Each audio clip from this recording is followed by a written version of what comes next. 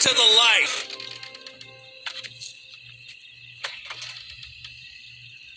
Pissing our pants yet?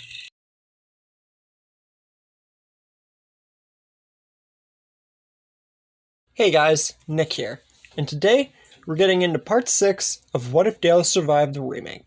Last time, we got into the prison arc, and it playing in sort of the same, yet not the same way, with Dale's influence definitely showing, especially after the farm, even more so with the prisoners, because instead of Big Tiny dying, he lives, and instead of Tomas getting killed and Andrew getting kicked away and left to supposedly die, the two of them are imprisoned in a faraway cell block. And that's where we resume the story. Tomas is furious because, for one thing, he was planning on just getting rid of Rick and making this prison his, and now he's lost that advantage.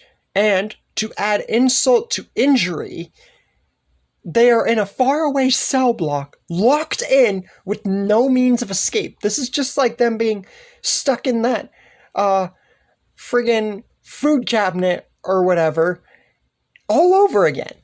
And tells Andrew that they need to think of a way to get out and take back their prison. Andrew, being fiercely loyal to Tomas, agrees heavily, and they both try to think of a plan.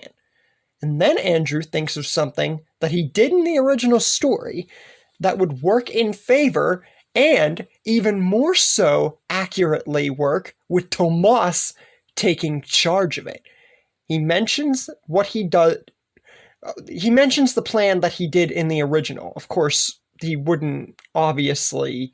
This is different because this would be the plan coming into the fold. He wouldn't magically know that he thought of it. This was him being, like, thinking of it firsthand to Tomas, just for any confusion there, sorry.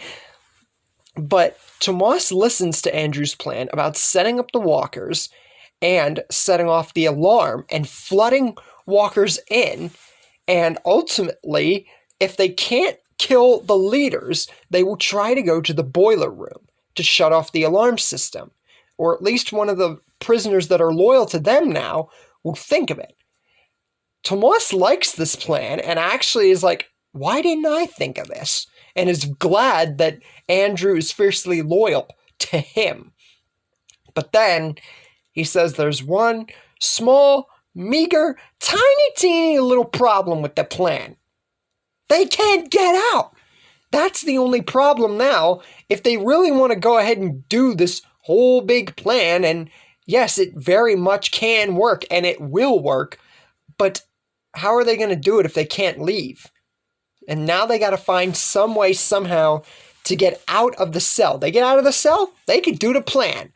But unfortunately, they look around the little cell that they're both confined to, and there's not really anything that they can use. I mean, there are probably some things on the outside of the cell, but to reach those things is very few and far in between to try and get them out. So, to both of them, it seems like this plan was all for nothing, making Tomas even angrier.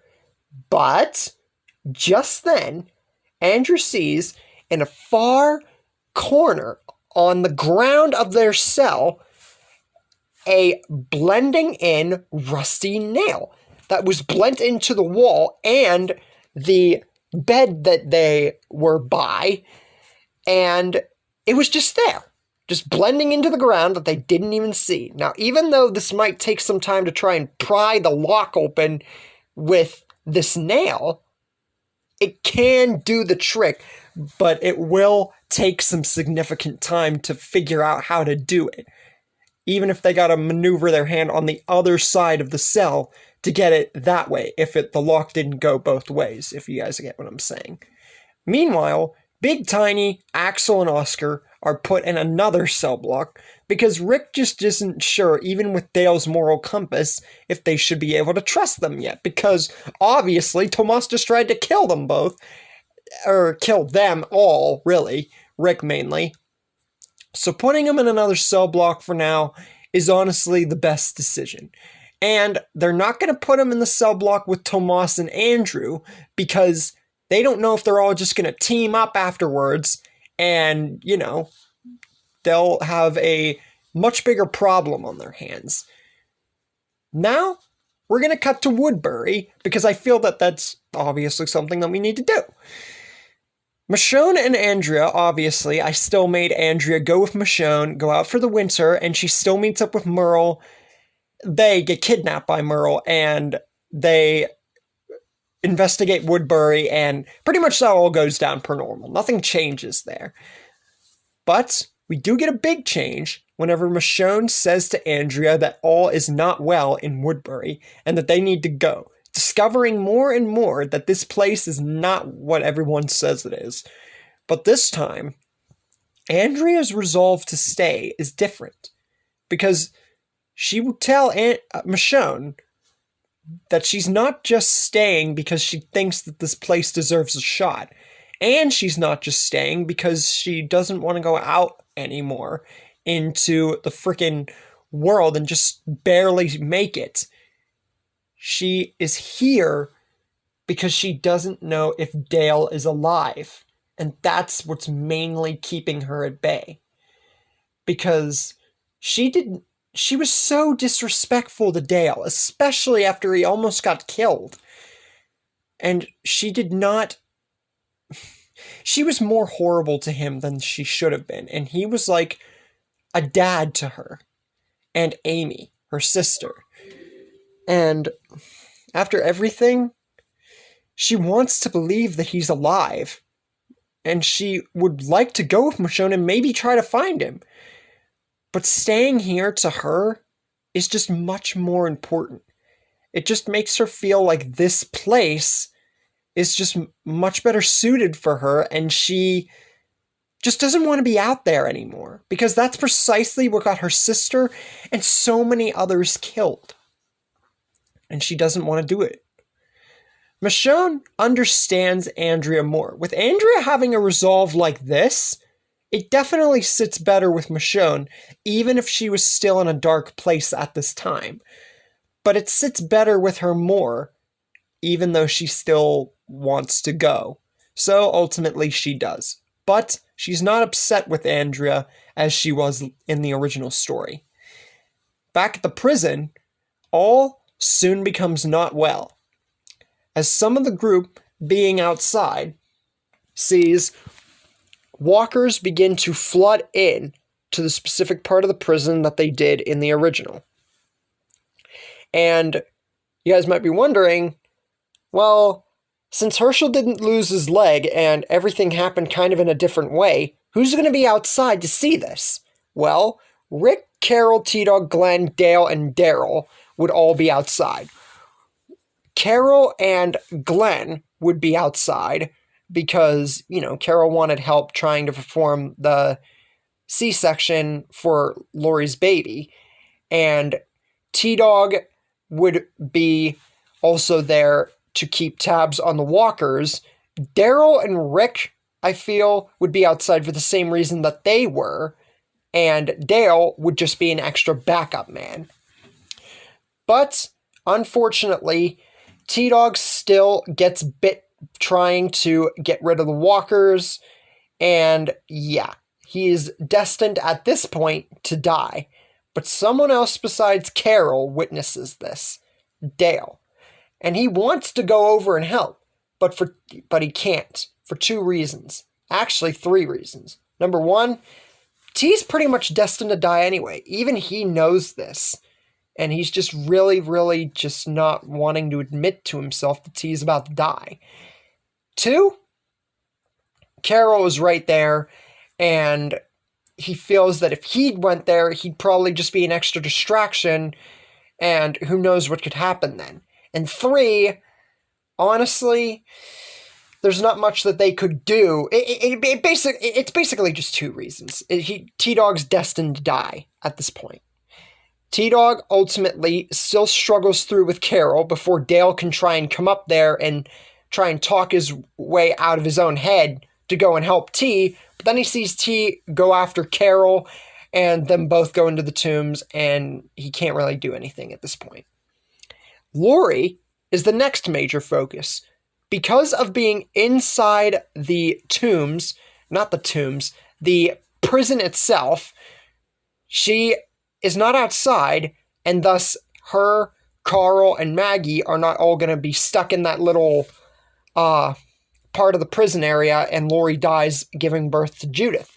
So, like the majority of my stories since I made What If Lori Survived, Herschel and Maggie being present and Herschel having more, focus now because he doesn't have a lost leg, means that Lori once again lives. And honestly, this has become a reoccurring theme since I made Lori survive, but that's only because I found a way to make her more likable. So, what can you do? If the story calls for it, the story calls for it. If she has to die, she has to die. Now, for the rest of the walkers, Big Tiny, Oscar, and Axel are all permitted to help because Big Tiny and Axel mainly say that they can help go to the boiler room and try and shut everything down. So that, because they want to help. Oscar, he doesn't really care because we know Oscar, but he does still know about the boiler room though, so he's willing to help too. Rick says, all right, well, guess we're going to let them help us, and devises a plan. He gets the group of Glenn, Dale, Maggie, Daryl, Big Tiny, Oscar, and Axel, and they got them all grouped together because they got to deal with two problems. They got to deal with the boiler room, like they did, and the walkers, because both things are a problem here. But the walkers are going to be more heavily focused on since they have at least a little bit more people in the group in this point in the story. So the plan's going to go differently here. They're going to split the group into two. Axel, Oscar, Glenn, and Maggie are going to go to the walls, and they're going to take care of the walkers, and the walkers that have flooded in to that specific part that they were just at.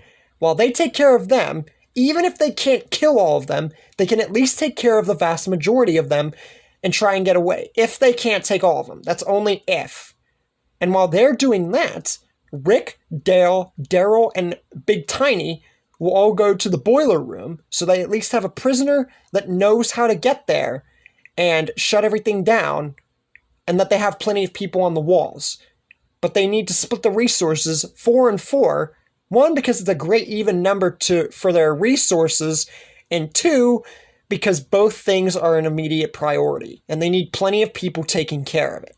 So, they get to the boiler room, and they do not expect what they encounter.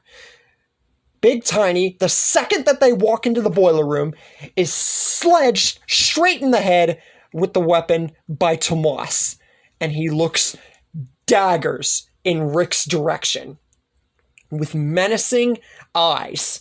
And this time, since Tomas has not been slain and Andrew's by his side, not alone this time, how do you think this part of the story is going to play out? Do you think that Tomas having the upper hand here will give him more of an edge and maybe even kill more of Rick's group? Rick himself? Or do you think that this is just a futile endeavor with Tomas and Andrew? And that's where we leave things for the moment. Hope you guys enjoyed this part. Definitely a little bit suspense towards the end there, because this would be the first story that I've really made Tomas survive for longer than he did. Spoiler alert, he's not going to survive as long as you might think he would, even with Dale's influence. But he has survived longer than he did, so I feel that that's worth pointing out in its entirety. There is a what if for him in the future, but that's for another story, honestly. Hope you guys enjoyed this part. Like and subscribe, and I'll see you guys next time.